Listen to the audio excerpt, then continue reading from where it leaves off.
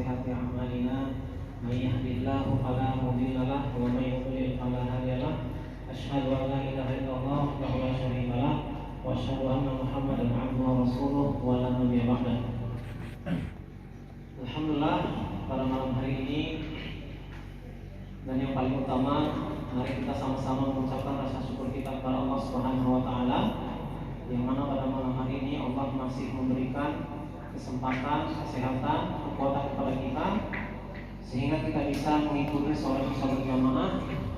Kemudian setelah ini nantinya kita juga akan melakukan sholat tarawih dan sholat witir secara bersama. Hadirin wal hadirat rahimakumullah. Kemudian salawat bersalam kehadiran Nabi besar Muhammad sallallahu alaihi wasallam sebagai suri tauladan dalam kehidupan kita, di mana Rasulullah telah banyak meninggalkan kepada kita ilmu pengetahuan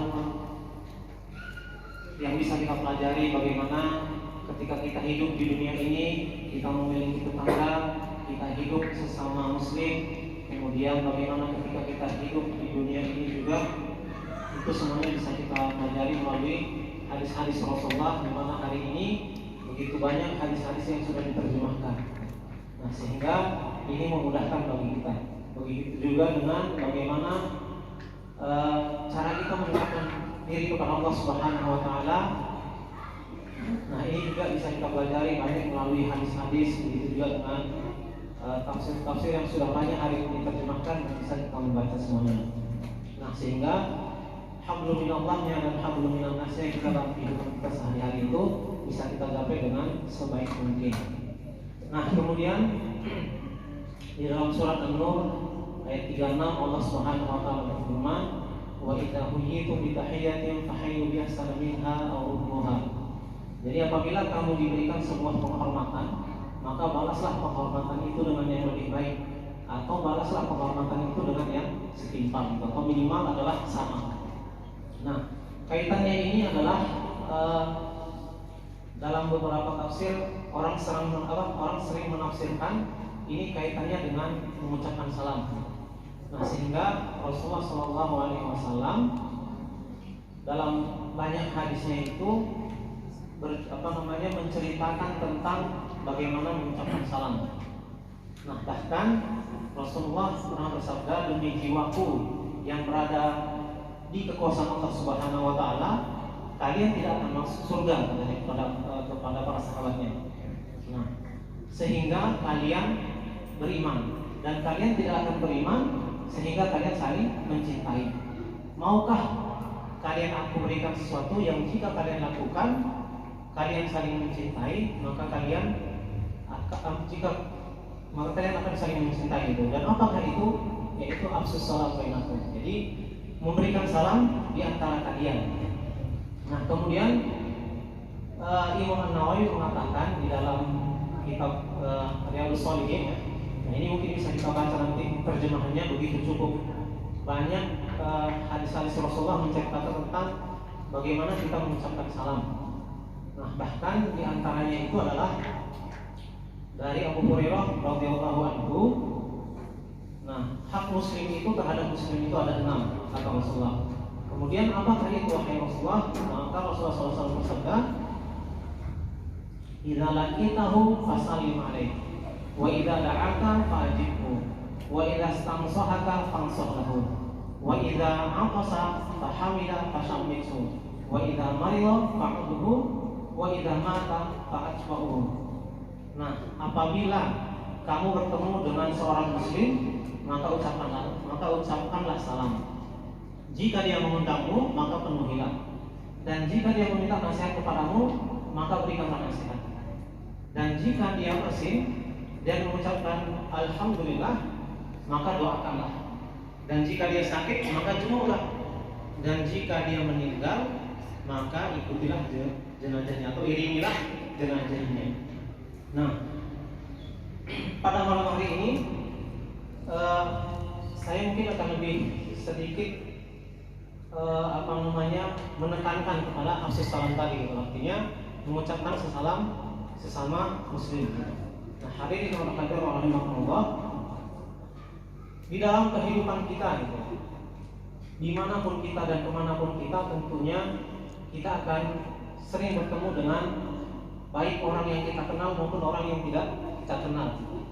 Nah, maka Rasulullah itu mengatakan ketika kita mengucapkan salam itu tidak pandang dulu. Artinya mau kita kenal mau tidak kita kenal, itu kita harus mengucapkan salam. Nah, jadi apalagi misalnya kalau kita di komplek ini mungkin lebih mudah gitu. Artinya kita bisa menandai ya mungkin hampir semuanya muslim gitu. Dan kita tahu ya ketika kita bertemu dengan siapa dan kita tahu apa yang harus kita ucapkan. Nah, terutama apalagi misalnya keseharian kita ya tidak hanya di komplek gitu. Artinya kemanapun kita, mungkin ketika kita pergi kerja misalnya, atau ketika kita misalnya pergi belanja dan sebagainya gitu. Nah, artinya semuanya itu yang kita jumpai itu adalah manusia gitu. Dan ya mungkin sebagian kita kenal dan sebagian tidak kita kenal.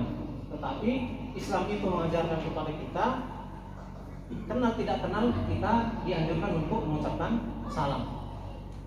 Nah, Imam An-Nawawi di dalam buku Al-Adhkar mengatakan ada 3 jenis salam. Yang pertama adalah Assalamualaikum. Yang kedua Assalamualaikum warahmatullahi. Yang ketiga Assalamualaikum warahmatullahi wabarakatuh. Nah, dan ini sejalan dengan sebagaimana yang disabdakan oleh Rasulullah SAW ketika Rasulullah di dalam sebuah majelis ilmu dengan para sahabatnya, dan Rasulullah itu didatangi oleh para sahabat yang lain. Artinya ada sahabat yang lain itu yang menyusul gitu. Nah, dikatakan dalam hadis itu ketika seorang laki-laki mendatangi majelis Rasulullah, maka laki-laki tersebut mengucapkan Assalamualaikum. Maka Rasulullah bersabda 10.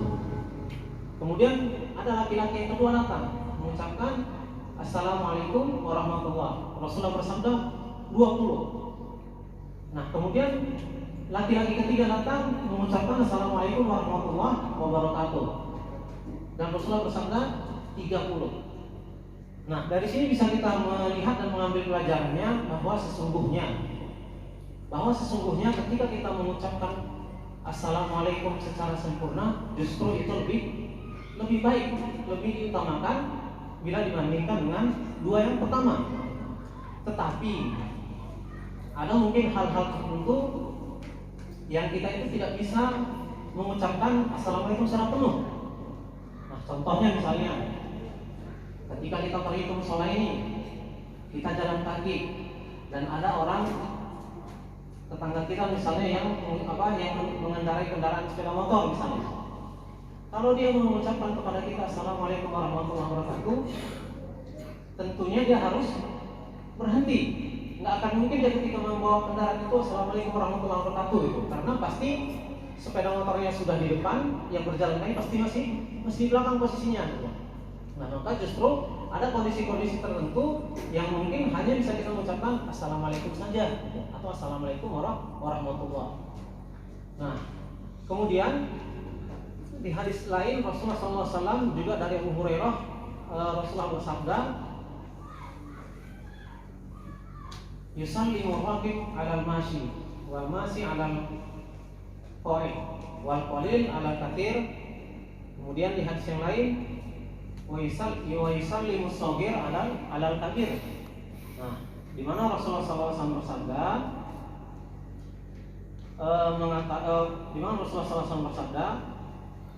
seorang dianjurkan orang yang mengendarai kendaraan mengucapkan salam kepada orang yang jalan.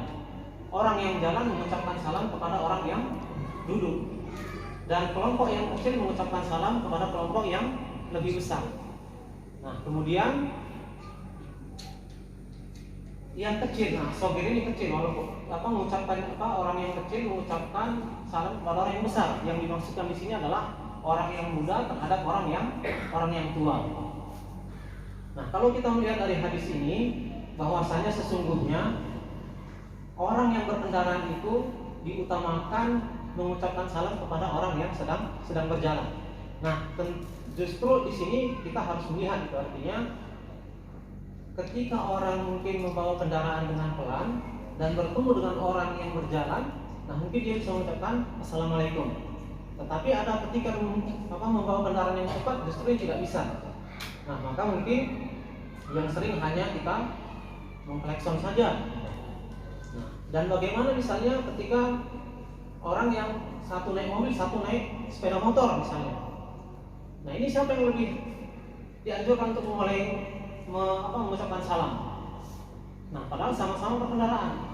Nah justru kalau ini lebih dianjurkan bagi orang yang naik mobil.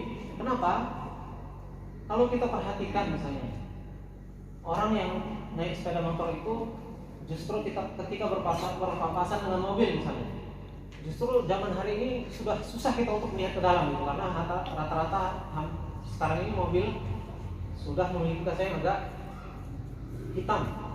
Sedangkan orang yang naik mobil itu bisa melihat dengan jelas siapa yang naik sepeda motor. Nah maka ini yang lebih dianjurkan. Jadi orang yang naik mobil mengucapkan salam kepada orang yang naik motor.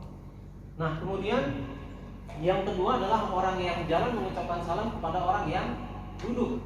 Nah duduk ini dalam arti kata ya dia tidak jalan lah gitu, artinya mungkin bisa jadi sambil duduk atau sambil berdiri. Nah maka justru ini lebih mudah, orang yang berjalan itu lebih mudah mengucapkan salam kepada orang yang sedang duduk atau sedang berdiri. Nah, kita misalnya ketika pulang dari musola misalnya, nah kita melewati jalan dan ada tetangga kita misalnya yang sedang di depan rumah, di bapak bersama atau mungkin mengerjakan sesuatu gitu. Nah justru ini lebih mudah kita mengucapkan salam bila dibandingkan kita dengan naik kendaraan. Nah begitu juga dalam kehidupan kita, misalnya ketika kita ya kuliah misalnya, masuk ke ruangan kuliah kita, atau kita orang kantoran bisa masuk ke kantor misalnya. Nah justru ada keseharian itu yang orang sudah duluan masuk gitu. Nah maka kita sebagai orang yang sedang jalan masuk itu, maka dianjurkan kepada kita lah mengucapkan salam.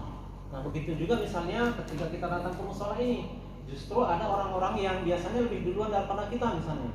Nah maka orang-orang yang sedang menunggu waktunya sholat tiba, ya ketika kita masuk maka kita mengucapkan salam, assalamualaikum. Nah itu. Yang kemudian yang ketiga adalah golongan yang kecil pada golongan yang besar. Ya ini maksudnya adalah mungkin dari sisi kuantitas gitu, dari sisi jumlah sebenarnya. Nah kalau kita bertemu misalnya dengan saudara kita di jalan gitu, kalau kita sendiri bertemu dengan orang yang sedang berjalan 2 orang atau lebih, maka orang yang sendiri ini harus lebih diutamakan mengucapkan salam kepada orang yang 2. Nah begitu juga kalau ada 2 bertemu dengan yang 3 dan seterusnya. Nah kalau sama-sama ramai misalnya, artinya ada yang 2 dan ada yang 3 gitu, maka yang 2 orang ini ya 1 orang saja boleh mengucapkan salam. Kemudian yang menjawabnya itu juga boleh satu orang. Jadi tidak mesti harus semuanya. Artinya secara hukum, secara fardu kifayah, ketika 1 orang saja mengucapkan salam dan ada 1 yang menjawab, lepas dari tanggung jawab kita tadi gitu. Karena kan mengucapkan salam itu adalah sunnah, tapi menjawabnya adalah wajib. Artinya kalau kita tidak jawab berarti kita akan berdosa. Nah kemudian yang keempat adalah orang yang lebih muda mengucapkan salam kepada orang yang lebih tua. Dalam Islam itu dimana Rasulullah SAW melalui banyak hadisnya itu mengajarkan kepada kita sebagai umatnya bahwasanya kita sebagai orang muda itu yang menghormati orang yang tua, dan yang tua itu menyayangi yang muda. Nah, dan bukan dan bukan orang yang muda itu ya membiarkan yang tua gitu. Tapi bagaimana menghormati. Kalau kita tidak memberikan salam, ya minimal ya ya mungkin dalam kehidupan kita kan banyak yang terkadang itu ya ada istilah kita itu yang masih melekat dalam kehidupan masyarakat kita, itu bisa kita pakai kesannya ya dengan misalnya dengan hanya misalnya Pak dan sebagainya, kalaupun tidak mengucapkan salam.